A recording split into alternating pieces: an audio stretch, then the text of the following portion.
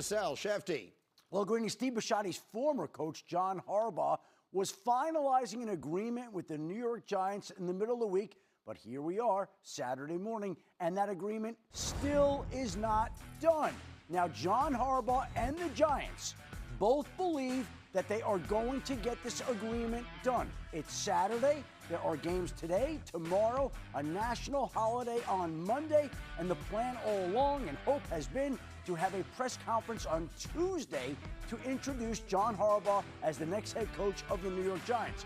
But here we are, some 72 hours later, and they're still haggling over the language of the contract. They've agreed on the money, but not the terms, not the way that it will lay out within the structure of the organization. They're going back and forth on it. It's a document over 40 pages that lawyers still are going through right now, combing through all the details. I will say it has caught the attention of people across the league. Many have called to say it is highly unusual and very peculiar that this deal still is not worked out. But I want to emphasize that both sides, the Harbaugh camp and the Giants, both still believe this is getting done. They believe they're at the goal line. They need to get it across, but they are not across yet.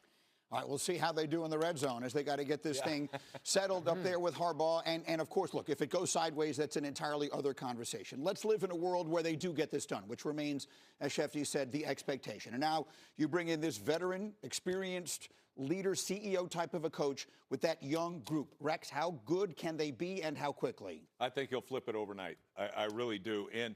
And look, they lost the Giants in 5 games this year, had double-digit leads and blew it. I think it's going to be interesting to see who his staff is. You're going to probably get an all-star staff, in my opinion, because you'll want to be with Harbaugh, I'm sure.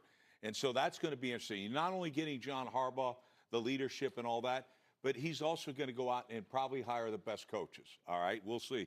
But anyway, when I look at it, this team right here is so talented. All right. If you go in, to build a organization, you want to have a franchise-type quarterback. We'll see. I think they may have one right there. You want a franchise left tackle to protect that quarterback. Check that box. You want a franchise number 1 receiver. You can check that box.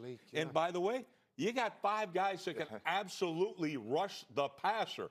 You put the right guy in that situation, they may go to number 1 in the league in defense. All right. So to me, I think absolutely this is a playoff team. Look, John Harbaugh, his first year, rookie head coach, had a rookie quarterback and went to a championship game his first season. All right, that's happened, I think, 5 times in the history of the NFL. And the next year, of course, I did it. All right, go on. I mean, I think you're dead on. I mean, to me, this is who's his coordinators, right? This is a head coach that is an executive. He doesn't coordinate either side of the ball. So I think number 1 front burner item is like, who are my 2 coordinators, right? And I think it is his responsibility to get the best of the best. And then secondly, this is Jackson Dart. Right? This is a quarterback-driven league. You have a young, talented quarterback who has been injury-prone this year, right? And can you strike the balance in his development and his ability to still use his legs? That has to be a part of his game.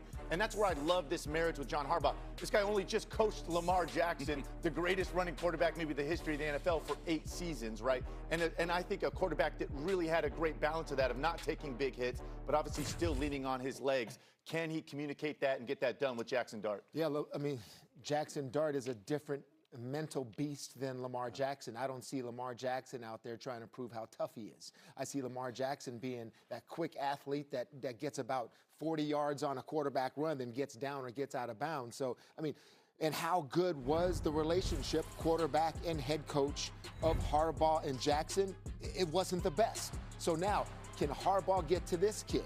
I mean, because we really still have to see how good he really is. I mean, this is, all right, if anything, what's the best thing he does? I mean, I've seen him get better in the pocket, but this is his best sort of attribute right here. And also, he wants to keep proving he's a tough guy. And so can Harbaugh reach this kid? Like you're saying, Alex, it's about the quarterback-head coach relationship. You know, and I would have to piggyback off you guys. Just after what you said, Alex, the development of Jackson Dart, of what he's shown in the middle of the season. You know, before the injury to Scatterbull, you know how excited we was about this organization. But really, when I look at, you know, Coach Harbaugh going to the Giants, I look at the division. You know, being able to lead the AFC North, when him and Mike Tomlin was the talks of the AFC North, now you coming into this division with Shoddy, and then you got Sirianni, you know, in Philadelphia. So I just think there is a lot to talk about with adding him. And Rex, I do agree to you. With adding a guy like Harbaugh, instantly playoff contenders, yes. On that note, the Giants have not won this division since 2011, right? You know what's crazy, and it might be hard for you guys over there to hear, MetLife Stadium, which hosts both New York teams, hasn't hosted. They've hosted one playoff game, right? One New York team in its existence since 2010. Correct. Right? Like, how crazy is that? Like, maybe John Harbaugh can finally be a remedy there. And we're talking, what was that, a 40-page contract? Is that what Shefty's talking about here? Rex, are they usually that big? I mean, head coaching contracts? No, mine I think was 1 page. I said, hell yeah. What do we say? What do we say? A lot of numbers on there, What bro. needs to be said in 40 pages, man? That's a lot of numbers. Well, one can speculate. We can sit here and wonder about power structure and who you're reporting to. And Joe Shane, the general manager, is still there, and Harbaugh is coming in, and who will have final say. We don't know that these are the things that are being talked about, but it sort of stands to reason. We'll see if they get it done in time for a Tuesday press conference. Meanwhile, we'll talk about another coach. All right, what to watch for today. NFL divisional playoffs are here. And first up, Bills-Broncos, 4:30 Eastern time. Josh Allen in Buffalo. They won the wild card matchup a year ago, but after that, today it's 49ers and Seahawks. San Francisco's already won in Seattle this season. That was way back in week 1 for both of these divisional matchups. It's time to huddle up.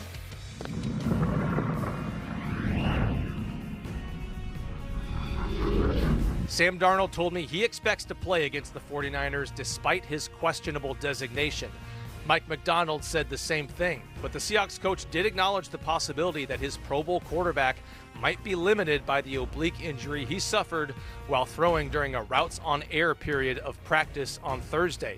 That became another subplot to Darnold's quest to secure his first career playoff win after losing his playoff debut last January with the Vikings. Now, as for the pressure that comes with postseason football, Darnold is heeding his coach's message to players about treating this as any other week. But Darnold added, quote, "We don't get it twisted at all. We understand the implications of this game." If the 49ers can beat the Seahawks on Saturday night, not only will they advance to the NFC Championship game, they could get linebacker Fred Warner back from the right ankle injury he suffered in October. Warner returned to practice this week, and though he wasn't cleared to play against the Seahawks, Coach Kyle Shanahan said he saw enough to feel confident that Warner could be ready to go next week if the Niners could win. In more pressing injury news, wide receiver Ricky Pearsall is listed as questionable with knee and ankle issues. Pearsall said he's expecting to play, but he may have to just be cautious in terms of what he does after the catch and in terms of blocking to make sure he doesn't aggravate either of those injuries. The Denver Broncos face the Buffalo Bills in Saturday's AFC divisional round game. The big concern is keeping Josh Allen where they can find him, in the pocket. They want to limit to what defensive coordinator Vance Joseph called the second act explosives. When Allen gets free, when he gets off schedule, and he keeps his eyes up, and the big plays happen for the Bills offense. Broncos want to keep him in the pocket, contained, and away from the scrambles. And the defense that led the league with 68 sacks, and the defensive end that led the league in quarterback hits in Zach Allen, believe if they can handle that mission, they improve their chances to go to the AFC Championship game.